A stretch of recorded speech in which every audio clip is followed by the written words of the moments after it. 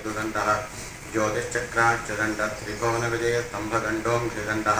श्रेयस्त्रैविक्रमस्ते वितरसविबुधद्वेषिणां कालदण्डः पीताम्बरं करविराजितशङ्खचक्रं कौमोदकीं सरसिजं करुणासमुद्रं राधासखायमतिसुन्दरं ददासं वातालये समनिजं प्रतिभावयामि कल्याणरूपाय कलोजनानां कल्याणदात्रे करुणासुधाब्धे कंवादिदिव्यायुधसत्कराय वातालयाधीश नमो नमस्ते रामो राजमुनिः सदा विजयते रामं रमेशं भजे रामेणाभिहता निशाचरतमोः रामाय तस्मै नमः रामान्नास्तिपरायणं परतरं रामस्य दासोऽस्म्यहं रामे चित्तलयः सदा भवतु मे भो राम मामुत्तर वैदेही सहितं दुरद्रुमतले हैमे महामण्डपे मध्ये पुष्पकमासने मणिमये लीलासने सुस्थितम् अग्रे वाचयति प्रभञ्जनसुते तस्थं मुनिभ्यः परं व्याख्यान्तं भरतादिभिः परिवृतं रामं भजे श्यामलं योगीन्द्राणां त्वदङ्गेष्वधिकसमुदरं भक्तिभाजां निवासो भक्तानां कामवर्षद्युतरतिसलयं नादते पादमूलं नित्यं चित्तस्थितं मे पवनपुरपदे कृष्णकारुण्यसिन्धो कृत्वा निष्केशदापान् प्रतिशतु परमानन्दसङ्गोह लक्ष्मीम् प्रह्लादनारदपराशरकुण्डलीकव्यासाम्बरीश शुभशौनकभीष्मदाभ्यां रुक्माङ्गदार्जुनवसिष्ठविभीषणादीन् पुण्यानिमान् परमभागवतान् स्मरामि.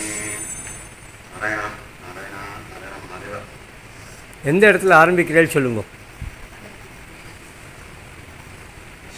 दशमोऽध्याय पंचमस्कन्धं दशमोऽध्याय पंचमस्कन्धं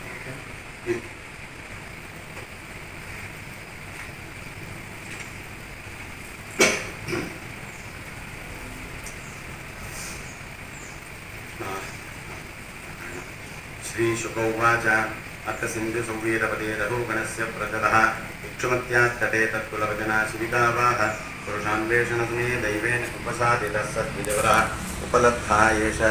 दीवा युवा संहननाङ्गः गोखरवत् ज्वरं बोढुम् अलमिति पूर्ववृष्टिगृहीतैः सह गृहीतः प्रसवम् अतदर्हः उवाह शिबिकां समानभावः यदा हि द्विजवरस्य इषुमात्रावलोकानुगतेः न समाहिताः पुरुषगतिः तदा विषमगतां स्वशिबिकां रघोगणः उपधार्य पुरुषान् अतिवहतः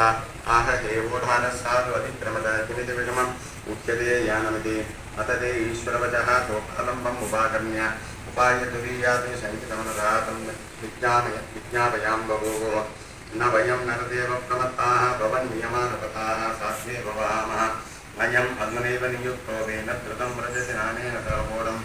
ऊह वयं पारयामः इति सांसद्विघादोषः एव नूनम् एकस्यापि सर्वेषां सांसद्विघानां भवितुम् अर्हतीति निश्चित्य निशम्य कृपणवचः राजा रघुगणः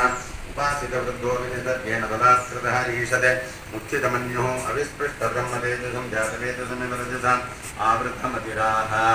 अहो व्यक्तं प्रातः व्यक्तं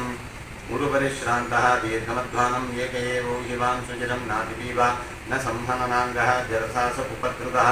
भवान् सखेनो एवापरे एते सङ्घट्टिनः इति बहुविप्रलब्धोऽपि अविद्यया रचितद्रव्यगुणकर्माशय स्व